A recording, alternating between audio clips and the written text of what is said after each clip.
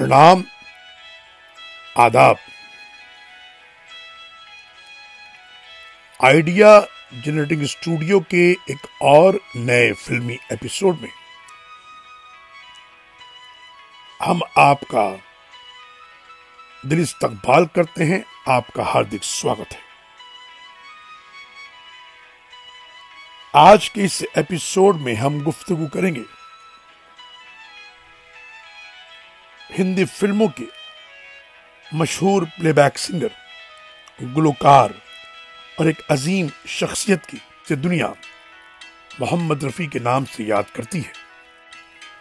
आज उस महान फनकार का जन्मदिन है और इस अवसर पर हम आज का एपिसोड उनके चाहने वालों की नजर करते हैं।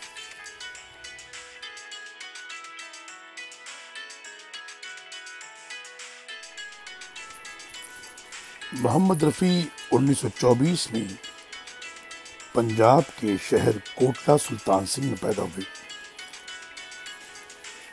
उनकी पैदाइश पर किसी के दिल में शक हरगिज नहीं गुजरा होगा कि शख्स किसी जमाने में फन मौसीकी का जीनियस होगा। उसके मुंह से निकलने वाले हर बोल पर लोग सर धुनेंगे और माहिर फन नाराए हाय तहसीन बुलंद किया करेंगे। जूजू रफ़ी साहब परवान चढ़े, लोगों को उनके अतिया खुदादाद का एहसास होने लगा।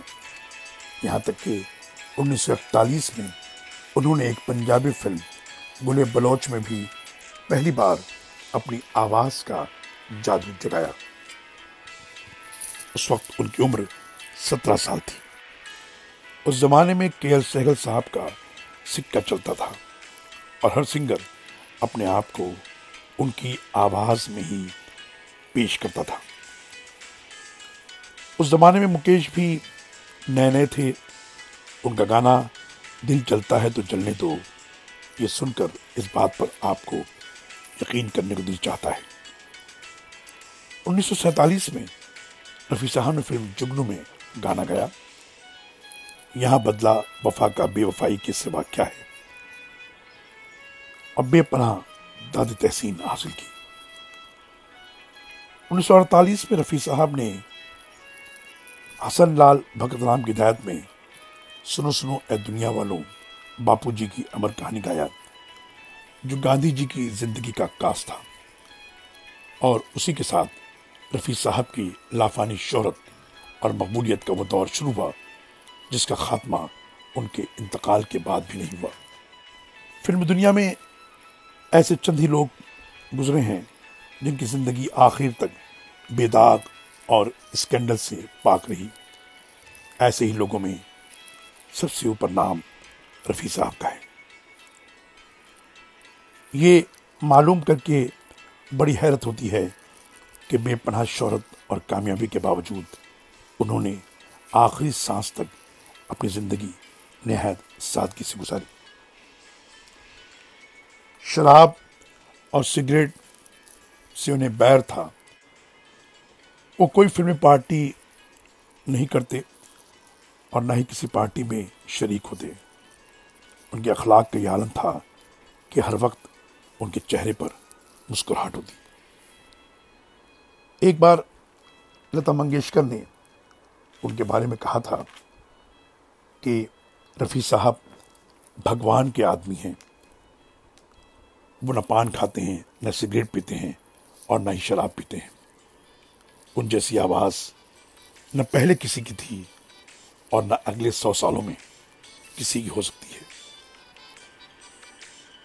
मन्ना डे ने कहा था, जो रफ़ी साहब कर गए वो हम नहीं कर सकते। महेंद्र कपूर उन्हें ग्रेट ह्यूमन बीइंग माना करते थे। रफ़ी साहब फिल्म फेयर के लिए 21 बार नॉमिनेट हुए और 6 बार उन्हें फिल्म फेयर अवार्ड मिला। हम किसी से कम नहीं के गाने क्या हुआ तेरा वादा के लिए नेशनल अवार्ड भी मिला था। हिंदुस्तान के पहले प्रधानमंत्री जवाहरलाल नेहरू ने उन्हें 1948 में इंडिपेंडेंस डे के मौके पर सम्मानित किया। उनके गाने सुनो सुनो ए दुनिया वालों, बापूजी की अमर कहानी के लिए 1967 में उन्हें पद्मश्री से भी नवाजा गया था। तुम मुझे यूं भुला ना पाओगे, जब कभी भी सुनोगे गीत मेरे, संग संग तुम भी गुनगुनाओगे। जीवन को संगीत में बनाने वाले महान गायक मोहम्मद रफ़ी साहब को उनके जन्मदिन पर खिराज अकीदत। अपने करियर को ऊंचाई देने के लिए उन्होंने कभी किसी का गला नहीं काटा। दूसरे गायकों की भी वो खुले दिल से तारीफ करते थे। एक जमाना था जब संगीतकारों ने अभिनेता किशोर कुमार के लिए भी रफ़ी साहब से गाना गवाया था, लेकिन बाद में जब किशोर कुमार की आवाज़ दुनिया में चमकने लगी तो रफ़ी साहब ने भी खुले मन से स्वीकार किया कि किशोर बहुत अच्छा गाते हैं, मुझसे तो बहुत ज़्यादा अच्छा गाते हैं। अपने बच्चों के ताल्लुक से किसी गलतफहमी का शिकार नहीं थे। उन्हें इंडस्ट्री में स्थापित होने में कोई दिक्कत नहीं होती। अपनी बहू से उन्होंने कहा था कि मैंने देखा कि मेरे बच्चों में संगीत के प्रति ज़्यादा समर्पण नहीं है, इसलिए मैंने कभी कोशिश नहीं की कि इनकी सिफारिश मैं किसी से करूं या मैं इनसे ज़बरदस्ती रियाज करवाऊं। कहने का मतलब यह है कि रफ़ी साहब ने अपनी आवाज़, संगीत और श्रोताओं के प्यार को हमेशा सबसे ऊपर रखा। इसमें कभी कोई मिलावट नहीं की। यही वजह है कि ऊपर वाले ने भी कोई दूसरा रफ़ी पैदा नहीं किया।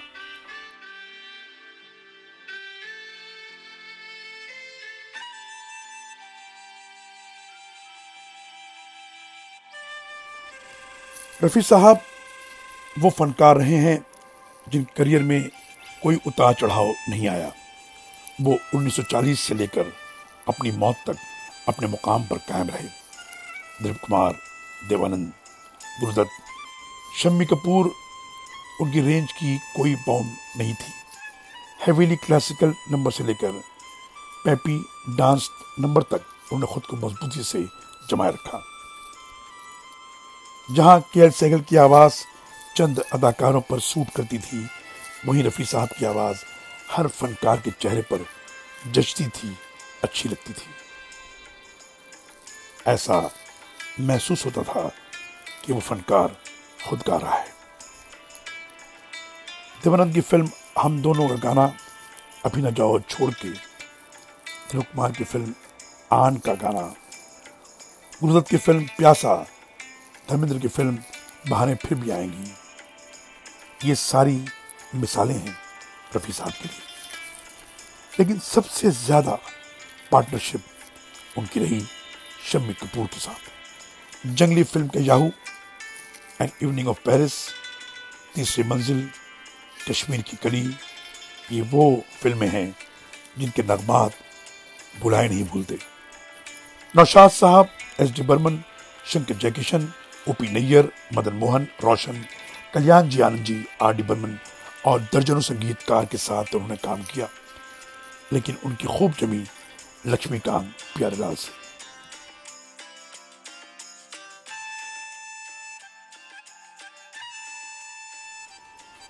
7,000 से अधिक गाने रफ़ी साहब ने गाए हैं, जिनमें 4,334 गाने हिंदी में हैं और बाकी दूसरी ज़बानों में। 70 गाने ऐसे हैं जिनका कोई एलपी रिकॉर्ड ऑफिशियली नहीं है और ना ही वो कभी यूट्यूब पर अपलोड हुए हैं। एक रेडियो के इंटरव्यू में जब उनसे पूछा गया कि आपके बेहतरीन गाने आपको कौन से अच्छे लगते हैं, तो उन्होंने कहा था 1956 में आई फिल्म चंगेज़ खान का गाना, जिसे लिखा था कमल जलालाबादी ने और संगीत था हंसराज बहल का। गाने के बोल थे, मोहब्बत जिंदा रहती है, मोहब्बत मर नहीं सकती। फिर गाना था मैंने चांद और सितारों की तमन्ना की थी। फिल्म थी चंद्रकांता और मौसीकी एन दत्ता की। नगमा निगार साहिर थे। ये फिल्म रिलीज हुई थी 1956 में। आए बहार बन के लुभा कर चले गए 1958 की फिल्म राजहट। नगमा निगार हसरत जयपुरी और म्यूजिक थी शंकर जयकिशन की। कैसे कटेगी जिंदगी तेरे बगैर फिल्म भी इसी नाम से बनी थी 1963 में, मगर ये फिल्म रिलीज नहीं हुई। गम हस्ती से बस बेगाना होता, खुदाया काश में दीवाना होता। 1962 की फिल्म वल्लाह क्या बात है, गीतकार आनंद बख्शी और कॉम्पोजिशन थी रोशन की। रफ़ी साहब ने शम्मी कपूर से मजाकन कहा था कि पर्दे पे आपको ये नगमा जरा संजीदगी से गाना है। उस वक्त शम्मी कपूर का स्टाइल कुछ और ही था, इसलिए रफ़ी साहब ने उनसे गुजारिश की थी और शम्मी कपूर साहब ने रफ़ी साहब के मशवरे पर अमल भी किया। उस गाने में वो स्क्रीन पर बहुत सोबर दिखाई दिए। रफ़ी साहब ने इस गाने के पैसे भी नहीं लिए थे। ऐसे बहुत सारे किस्से हैं जहाँ पर रफ़ी साहब ने गानों के पैसे नहीं लिए। एक फिल्म आई थी जाने बहार, जिसके डायरेक्टर थे प्रकाश कपूर और म्यूजिक थी बप्पी लहरी की। प्रकाश कपूर कहते हैं कि उन्होंने एक लिफाफे में पैसे रफ़ी साहब को दिए और रफ़ी साहब ने उन पैसों को देखा भी नहीं और वैसे ही अपने घर चले गए। जब प्रकाश कपूर ने उन्हें फ़ोन किया और कहा कि सर मैंने आपको पैसे दिए थे, कम तो नहीं थे, तो रफ़ी साहब ने कहा था कि तुमने पैसे दिए ही क्यों। प्रकाश कपूर ने कहा कि मैंने सिर्फ 500 रुपए लिफाफे में डालकर रफ़ी साहब को दिए थे। रफ़ी साहब के पसंदीदा गीतों में एक गीत ये भी है, मुझे तुमसे मोहब्बत है मगर मैं कह नहीं सकता। 1963 की फिल्म बचपन, गीतकार हसरत जयपुरी, संगीतकार सरदार मलिक और गाना पिक्चराइज किया गया था सलमान खान के पिता सलीम खान पर। कहीं से मौत को लाओ कि गम की रात कटे 1964 की फिल्म मेरा कसूर। संगीत चित्रगुप्त का, नगमा निगार राजेंद्र कृष्ण और धर्मेंद्र पर इस गाने को पिक्चराइज किया गया था। कंसीडर किया गया है depressingly most beautiful number ever recorded in Indian cinema. Rafi साहब गाने में जितना डिप्रेशन है उससे कन्विंस नहीं थे और राजेंद्र कृष्ण से कहा कि गाना बहुत ज़्यादा गमगीन है, इसको और हल्का कीजिए। उसी दिन उनको खबर मिली कि उनके बचपन के साथी दर्शन सिंह का लाहौर में देहांत हो गया है। उन्होंने राजेंद्र कृष्ण को फ़ोन किया और कहा कि गाना जैसा आपने लिखा है मैं उसे वैसे ही गाऊंगा। वो अपने दोस्त को इस गीत के जरिए ट्रिब्यूट पेश करना चाहते हैं। उन्हें फिल्म शंकर हुसैन का गाना कहीं एक मासूम नाजुक सी लड़की बेहद पसंद था। गीतकार थे कमाल बरूही और संगीत था खय्याम साहब का।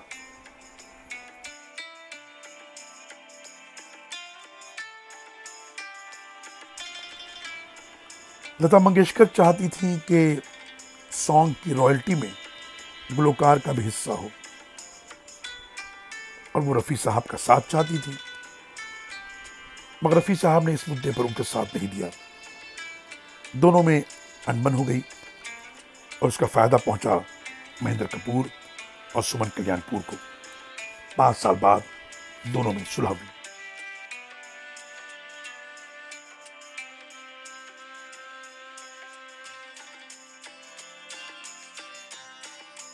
लोग इस संसार में कुछ देने ही आते हैं, वो ताउम्र विस्मृत नहीं किए जा सकते। ऐसे ही महान गायकों में रफ़ी साहब का शुमार होता है, जिनके गाने सिर्फ दिल ही के नहीं बल्कि रूह को छू जाते हैं। जब बात मोहम्मद रफ़ी के गायन की आती है तो कोई उनके जैसा नहीं हुआ। दिल तक उतर जाने वाली मखमली आवाज सुनते बरसों गुजर गए। ऐसा लगता है कि ये सब कल की बात है। प्लेबैक सिंगिंग में दुनिया में रफ़ी साहब से बड़ा कोई दूसरा नाम नहीं है, इसलिए हर दौर में उनकी आवाज़ का जादू बरकरार रहेगा। भारत भूषण दिलीप कुमार से लेकर ऋषि कपूर तक उनकी आवाज़ में कोई बदलाव नहीं हुआ। आज भी जीवटता भरा आशावादी वो गीत जहन से किसी भी पल नहीं उतरता। मैं जिंदगी के साथ निभाता चला गया और फिक्र को धुएं में उड़ाता चला गया। दिल का सूना साज तराना ढूंढेगा, तीरे निगाहें नाज निशाना ढूंढेगा, मुझको मेरे बाद जमाना ढूंढेगा। जी हाँ रफ़ी साहब, बिल्कुल सही गीत गाया था आपने। आज भी आपको आपके बाद जमाना ढूंढ रहा है। आइडिया जेनेटिक स्टूडियो अपने दिल की गहराइयों से आपको खराज अकीदत पेश करता है।